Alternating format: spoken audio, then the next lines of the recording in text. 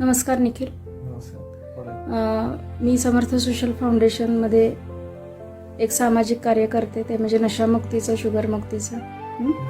तर तुला ॲडिक्शन आहे अल्कोहोलचं, बरोबर? तू ड्रिंक्स करतोस. किती वर्ष झाली साधारण? 4-5 वर्ष झाली. बरं, तरी तू ॲडिक्शन नाहीस असं तुझं म्हणणं आहे? हो, कधी मी महिन्यातनं किंवा ह्याच्यातनं करतो. ठीक आहे, पण जो काही कालावधी आहे तो गेलाय आणि अजून पुढचा काळ आपल्याला जाणार आहे, तर तो कशा पद्धतीनं घालवायचा हे आपल्या हातात आहे की नाही?